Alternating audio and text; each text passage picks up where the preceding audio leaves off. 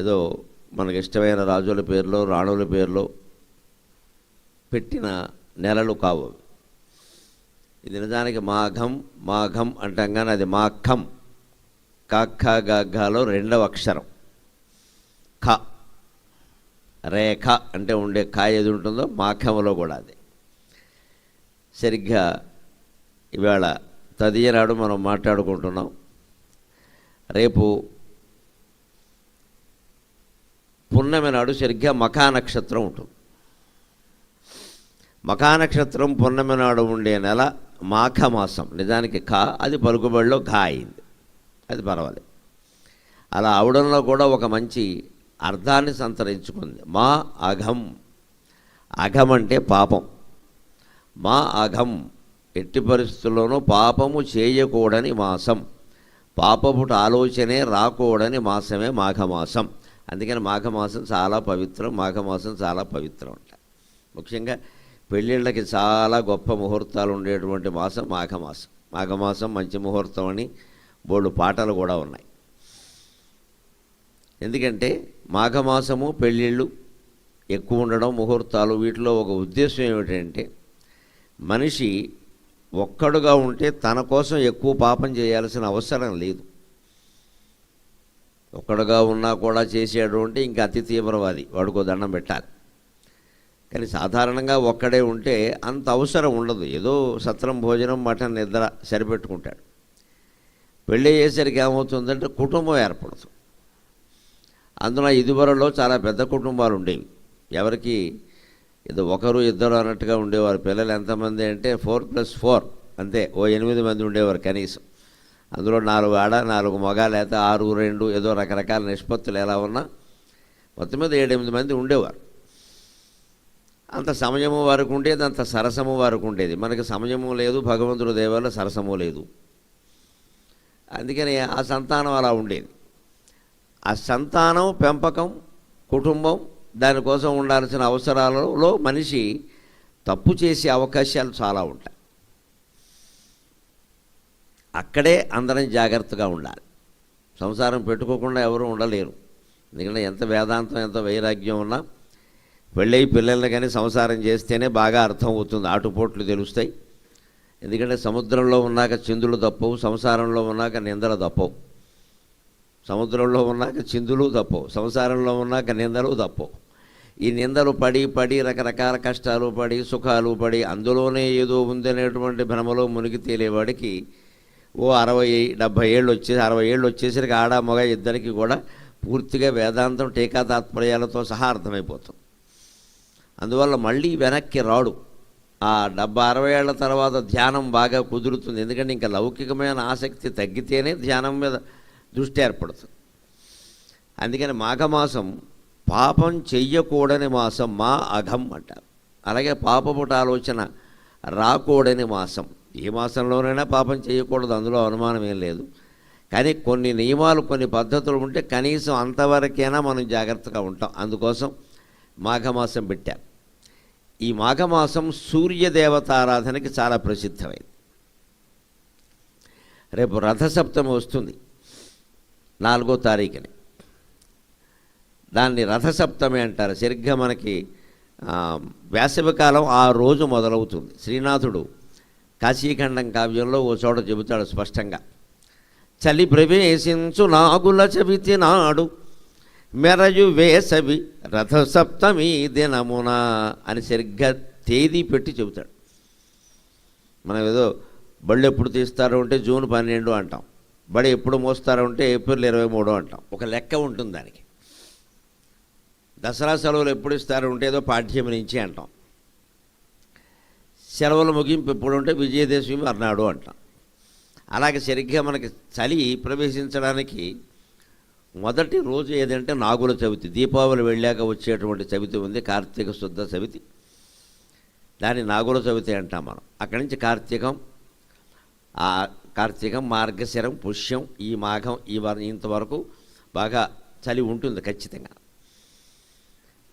తర్వాత ఈ రేపు వచ్చే రథసప్తమి నుంచి వేసవి ఎండలు మొదలవుతాయి. అప్పుడే ఈవేళ పత్రికలో మీరు చూసుంటారు, ఇంకా వేసవకాలం రాకుండానే ఎండలు ముదురుతున్నాయనే వార్త కూడా వచ్చేసింది. ముందు వార్త వచ్చింది, తర్వాత ఎండ వస్తుంది. మనకి వార్తల కంగారు కదా, అందుకని ముందు వార్త వచ్చేసింది, తర్వాత ఎండ వస్తుంది. ఈ ఎండాకాలానికి ప్రధానంగా ఎండను మనకు అందించేటువంటి దైవమే సూర్యుడు కాబట్టి మాఘమాసంలో సూర్యారాధన ప్రత్యేకంగా చేయమన్నారు. అందుకే కార్యకర్తలు కోరితే ఏ అంశం మీద మాట్లాడతారండి అంటే, మాఘమాసం ప్రారంభం కదా, ఫిబ్రవరి నెల మాఘమాసం మొదలయ్యాక మీ దగ్గర ఇదే మొదటి సభ, అందుకని ఇక్కడ సూర్యనారాయణ శతకంతో ప్రారంభం చేద్దామన్నాం. ఏది ప్రారంభం చేసినా దేని చెప్పినా గరికపాటి వారి ప్రసంగం ఎలా ఉంటుందో మీకు అందరికీ తెలుసు. ఆ ఉద్దేశంతోనే పిలిచారు. మనం ఏం చెప్పినా సరే, గరుడ పురాణం చెప్పమన్నా, గంగానది మహత్యం చెప్పమన్నా అందులో సామాజిక వ్యాఖ్య ఖచ్చితంగా ఉంటుంది. సమాజము, సంసారాలు, కుటుంబాలు, పిల్లలు, చదువులు, మనం పడేటువంటి కష్టాలు, నష్టాలు, సుఖాలు, భోగాలు ఏవీ లేకుండా ప్రసంగం ఉండదు. కాబట్టి అవి ఏ రకంగా ఆయన ఆదిభట్ల నారాయణ దాసు గారు రాసినటువంటి పద్యాలు, సూర్యస్తోత్రంగా రాసినటువంటి పద్యాలు మన జీవితాలకు ఏ రకంగా ఉపయోగపడతాయో చూద్దాం. ముందుగా నారాయణదాసు గారి గురించి ఒక పరిచయం. విజయనగరం జిల్లా అజ్జాడ ఆయన స్వగ్రామంగా చెబుతారు. అందుకే అజ్జాడ ఆదిభట్ల నారాయణదాసు అంటారు. ఇక్కడ కూడా మనకు హైదరాబాదులో ఆదిభట్ల అనే ఒక ప్రాంతం ఉంది ప్రత్యేకం. ఇదివరకు ఇబ్రహీంపట్నం అనేవారు, ఇప్పుడు ఆదిభట్ల అంటున్నారు. ప్రత్యేకం ఉంది. ఆ వంశీకులు ఎవరైనా ఇక్కడ ఉన్నారేమో మనకు తెలియదు. ఆయన ఆదిభట్ల నారాయణదాసు గారు 8 భాషలలో పండితుడు. ఇంకా 8 భాషలు వచ్చు బాగా. 8 భాషల్లో పండితుడు అంటే ఆయన హరికథలు చెప్పడం, ఆయా భాషల్లో గ్రంథరచన చేయడం జరిగింది. తెలుగు, సంస్కృతం, హిందీ, ఇంగ్లీషు, ఉర్దూ, మరాఠీ, బెంగాలీ ఇలాంటి భాషలన్నీ కూడా. ప్రతీదీ ఏకసంధాగ్రాహిగా ఓసారి చెప్పగానే విని గుర్తుపెట్టుకునేంత శక్తి ఆయనకు ఉండేది. అంతేకాదు ఆయన మహత్తరమైన ఉపాసకుడు, దేవీ ఉపాసకుడు, అమ్మవారి ఉపాసన ఉండేది ఆయనకి. ఆ ఉపాసన మొత్తం ఆయన ఏదో లోకాన్ని మురిపించి డబ్బు సంపాదిద్దామనో, పేరు ప్రతిష్టలు పెంచుకుందామనో కాకుండా కేవలం త్యాగభావంతోనే ఉపాసన చేశాడు. ఆ ఉపాసన బలం ఎటువంటిది అంటే, ఆయన మనవడికి అనుకోని వ్యాధి వస్తే, నాకు వారి దగ్గర బంధువులు చెప్పినటువంటి విషయం అది. ఆయనకి కొడుకులు లేరు, కూతుళ్ళే. కూతురు కొడుక్కి అనుకోని వ్యాధి వస్తే, ఆ వ్యాధితో ఆ 9-10 ఏళ్ల పిల్లాడు చనిపోతాడేమో అన్నంత బెంగ వస్తే, ఆయన ఆశ్చర్యకరంగా ఇంట్లోనే కూర్చుని కొద్ది రోజుల పాటు కఠినమైన ఉపాసన చేసి ఆ వ్యాధిని తన మీద వేసుకుని మనవాడికి దీర్ఘాయుష్యునిచ్చి ఆయన పరమపదించారు అని విన్నాను నేను. ఎందుకంటే కూతురు దుఃఖం చూడలేక, నాన్న నాన్న నాన్న నా కొడుకు పని ఏమిటి, నా కొడుకు పరిస్థితి ఏమిటి అంటే, నేను చేయగలిగి చేస్తానమ్మా, నువ్వు కంగారు పడకు అంటే, పాపం ఆవిడ కూడా ఆయన ప్రాణం పోతుంది అనుకుంటుందా, ఏదో చేస్తారు అనుకుంటుంది. ఈయన అలా చెప్పలేదు. కూర్చుని ఆ రోగాల మార్పిడి అనేది ఉంటుంది. మనకి చాలామంది చరిత్రలో కనపడతాయి. మహాయోగుల యొక్క చరిత్రలో అంటే స్వామి రామ అని హిమాలయన్ యోగీస్ పుస్తకం ఉంది. వాళ్ళ గురువు గారు ఉంటారు ఒక ఆయన, స్వామి రామ గురువు గారు. ఆయన ఆ రోగాలు వెంటనే పోగొట్టంగా తన మీద వేసుకుంటాడు, తనకు అంటకుండా చూసుకుంటాడు. ఇవి ఉన్నాయి. షిరిడీ సాయి మహిమల్లో కూడా చాలా అంటే ఉన్నాయి, సత్యసాయి మహిమల్లో ఉన్నాయి. అలాగా పోగొడతారు. ఒక్కోసారి భక్తుల మీద బాగా ఉండే అనురాగం కారణంగా వాళ్ళు అనుభవిస్తారు దాన్ని. అలాంటి మహానుభావుల్లో ఒకడు అజ్జాడ ఆదిభట్ల నారాయణదాసు గారు. ఎవరి కోసమైనా ఒకరు అంత ప్రాణత్యాగానికి సిద్ధపడడం అంటే సామాన్యమైన విషయం కాదు. పైగా ఆయనకు ఒక శక్తి ఏమిటంటే ఎప్పుడూ ఉండేది, ఆయన వాక్ శుద్ధి ఉండడం కారణంగా వాక్ సిద్ధి ఉంది ఆయనకి. వాక్ సిద్ధి అంటే మనం ఏదంటే అది జరగడం. సాధారణంగా మంచిగా ఉంటుంది, ఒక్కోసారి మరీ కోపం వచ్చి ఏదన్నా ఓ శాపం ఇస్తే అది కూడా జరుగుతుంది. దాన్నే వాక్సిద్ధి అంటారు. ఈ వాక్సిద్ధి ఎలా వస్తుంది అంటే కేవలం దైవ ఉపాసన వల్ల మాత్రమే రాదు, అది పనిచేస్తుంది. దాంతో సరస్వతి ఉపాసనతో పాటుగా కనీసం 5 సంవత్సరాల పాటు మనిషి పరిహాసానికి కూడా అబద్ధం ఆడకూడదు. అలా ఉంటే వాక్ శుద్ధి వస్తుంది, వాక్కు పవిత్రం కావడం. వాక్ శుద్ధి ఉంటే వాక్ సిద్ధి ఉంటుంది. అటువంటి వాక్శుద్ధి కలిగినటువంటి మహానుభావుడు అంటారు. ఆయన ఓసారి హరికథ ప్రారంభించాడు. ఆయన మహా పట్టుదల కలిగిన మనిషి. కొంచెం పెంకితనం కూడా ఉంది కొన్ని చోట్ల. ఎవరైనా ఆయన పద్యం పాడినప్పుడో మాట్లాడినప్పుడో తప్పు పట్టుకుంటే వాళ్ళు ఇది తప్పు కాదు అని వాదిస్తే వ్యాకరణ గ్రంథాలు పట్టుకొని చూపించి మొత్తం మీద ఒప్పించేవాడే. ఇగో చూసుకో, నేను ఊరికే పట్టుకోలేదు. అంతేగాని తేలిగ్గా వదిలేసే రకం కాదు. ఆయన ఓ చోట హరికథ ప్రారంభించగానే ఎవరో ఒకరు ఊరికే చెప్పేవలయా ఊరు తిరిగి హరికథలు గిరికథలు చెబుతామన్నాడు. మనం మామూలుగా ఏదో వాడు రాముడు గీముడు అన్నట్టుగా వెంకట్రావు అని కోపం వస్తే అంటగా డబ్బు గిబ్బు అన్నట్టే హరికథ గిరికథ అన్నాడు. ఆయనకి మండి అన్నాడైనా అయితే గిరికథ చెబుతాను అన్నాడు. హరికథ మానేశాడు. అనగా ఒక గిరి, ఆ గిరి పేరు హిమవత్పర్వతం. ఆయన కుమార్తె పార్వతీదేవి అని గిరిజ కళ్యాణం చెప్పేశాడు ఆయన. ఆశ్చర్యపోవడం జనం వంతయింది. అప్పటికప్పుడు ఆయన ఎలా తయారయ్యాడో, ఆశువుగా పద్యాలు ఎలా వెళ్ళాడో అంటే సరస్వతీదేవికి తెలియాలి, ఆయనకి తెలియాలి. వీణావాదనలో కూడా దాసుగారు చాలా గట్టివాడు. అంతేకాదు ఒకసారి అక్కడ ఆ ప్రాంతంలో వానలు లేకపోతే ఈయన్ని ప్రార్థించారు, మీరు కోరండి వానలు వస్తాయి, వానలు వచ్చేలా ఏదైనా చేయండి అంటే ఆయన ఆవేళ హరికథ మొదలు పెడుతూ అన్నాడు, మీరు హరికథకు వచ్చేవాళ్ళు గొడుగులు తెచ్చుకురండి అన్నాడు ఆయన. శుభ్రమైన ఎండ, 6ంటికి ఎప్పుడో మొదలుపెట్టారు. మీరు హరికథకు వచ్చేవాళ్ళు గొడుగులు తెచ్చుకురండి అన్నారు. ఆయన మాట మీద నమ్మకం ఉన్నవాళ్ళు ఒక 7-8 మంది గొడుగులు తెచ్చుకున్నారు. మిగిలిన వాళ్ళందరూ ఇలాగే అంటూ ఉంటారులే చాలామంది. ఆయన అంటే వచ్చేస్తుందా, ఏడాది బట్టి వానలు లేవు ఇక్కడ అన్నారు. చివరికి ఆయన మొత్తం హరికథ ముగించేసరికి గొడుగులు ఉన్నవాళ్ళు క్షేమంగా వెళ్ళారు, మిగిలిన వాళ్ళంతా తడిసి ముద్దయ్యళ్ళకి వెళ్ళారు. అంతటి వాక్సిద్ధి ఉండేది ఆయనకి. అటువంటి మహానుభావుడు యొక్క రచనల్లో సూర్యనారాయణ శతకం చాలా గొప్పది. ఇదివరకు ఎక్కువగా ఎవరు దీని మీద మాట్లాడినట్టుగా కూడా నా దృష్టికి రాలేదు. ఎవరైనా మాట్లాడుంటే వారికి ధన్యవాదాలు. నేను మాత్రం ఎక్కడో 1-2 పద్యాలు ఉదాహరించడమే కానీ ఎక్కువ పద్యాలు మాట్లాడే ప్రయత్నం అవకాశం రాలా.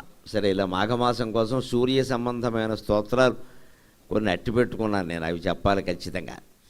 అటువంటి సూర్యనారాయణ శతకంలో మన జీవితానికి ఉపయోగపడేటువంటి విషయాలన్నీ మనం చెప్పుకునే ప్రయత్నం చేద్దాం.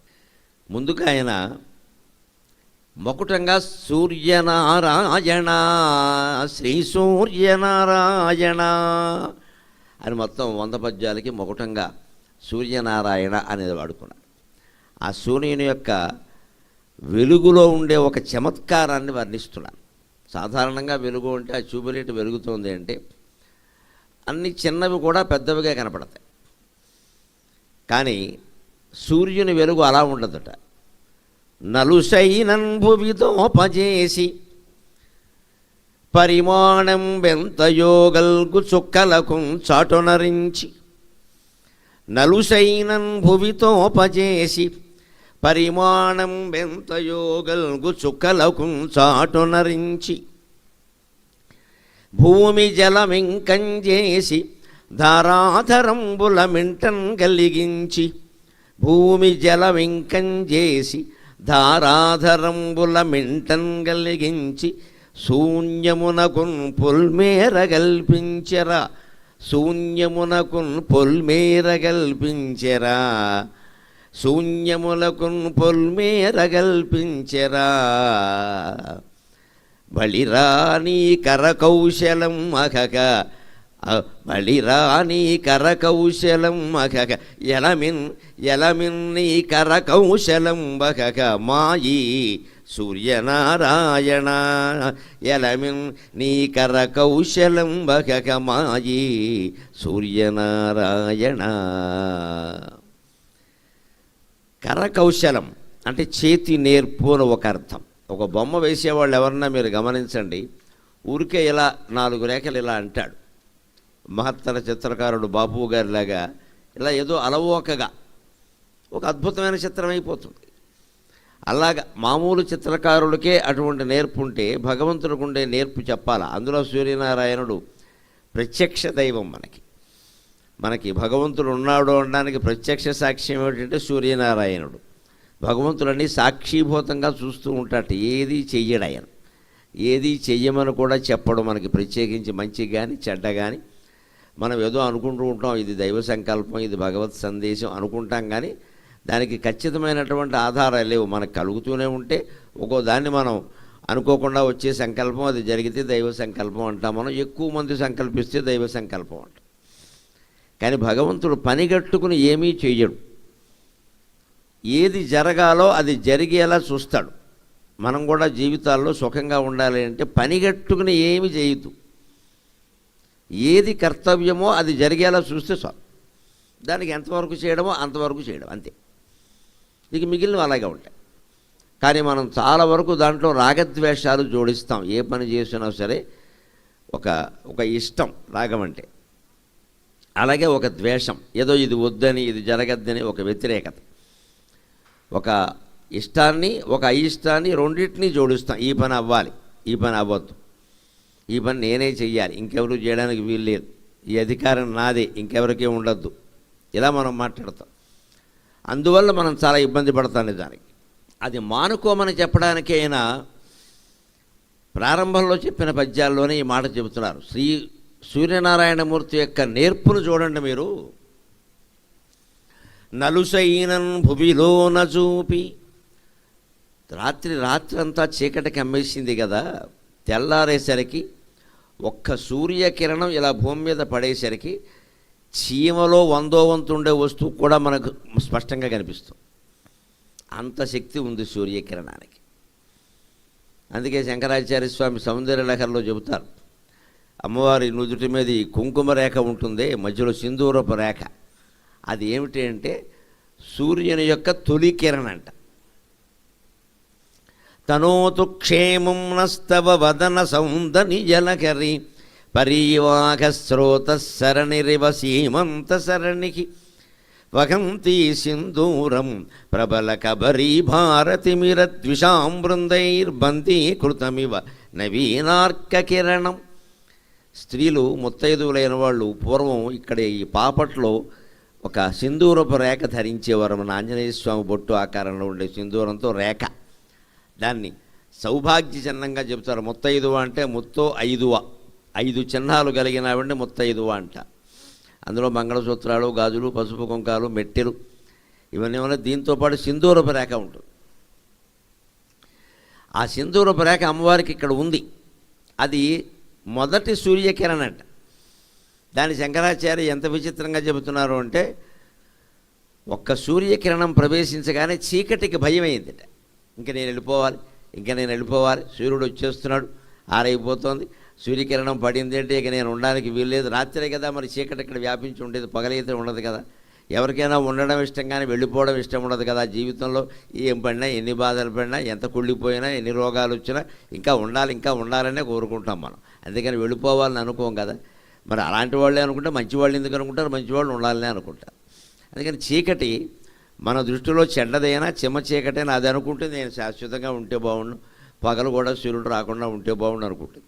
కానీ పొరపాటున ఒక సూర్యకిరణం ఇలా రాగానే చీకటికి భయం వేసి చుట్టూ కమ్మేసిందిట. ఎవరైనా శత్రు దేశం నుంచి ఎవరైనా మన దేశ సరిహద్దుల్లోకి ఒకడు వచ్చాడు అనగానే అతని దగ్గరికి మన సైనికులంతా చేరిపోతారు. చూడండి, మొత్తం బంధించేద్దాం. అలాగే కబడ్డీ ఆడేటప్పుడు ఈ బరి గీస్తారు. ఆ బరి లోపలికి అవతల పక్షం వాడు